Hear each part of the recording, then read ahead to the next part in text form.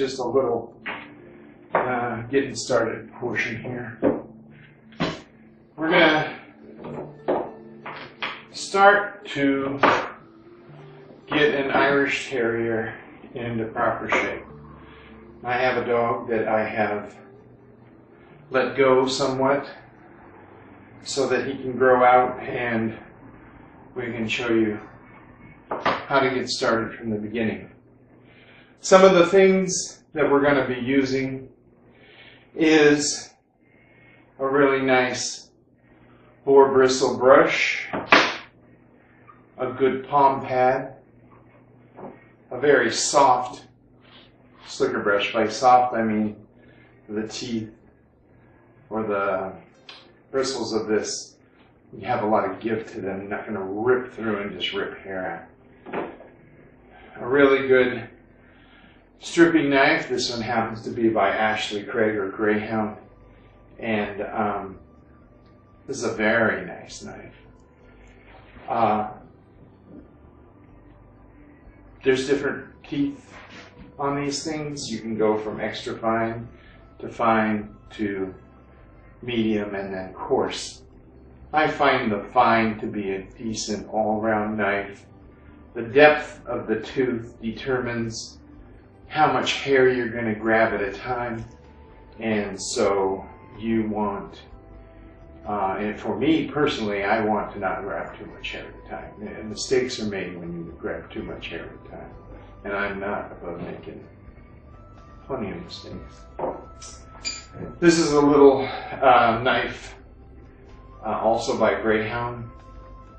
It is a bit sharp, so I don't use this very much, but there are places that you want to use this, places where you blend a bit, and it grabs hair really well, and so it allows you to blend pretty well. And it also gives you 3 different depths of tooth in one tool. That also lets you determine how much hair you want to pull at a time. And when you're trying to blend, it's very important that you get the right amount of hair. Then we have a really good comb. This one happens to be Greyhound also. There's nothing better than a Greyhound comb. I've used them my entire career. The only time you need a new Greyhound comb is when somebody steals the one you have, or you lose it.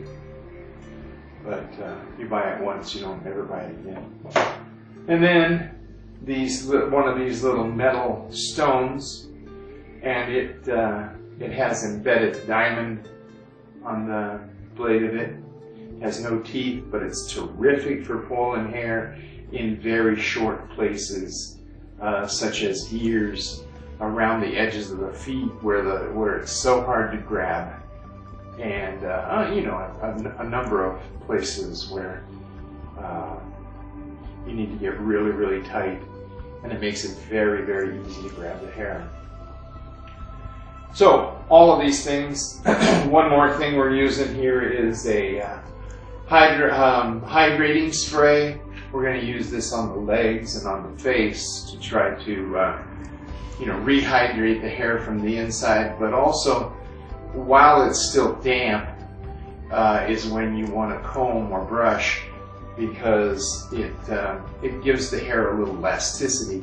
So in a terrier, you're trying very hard not to pull hair out that you don't want to pull out, and having that little elasticity gives you that ability.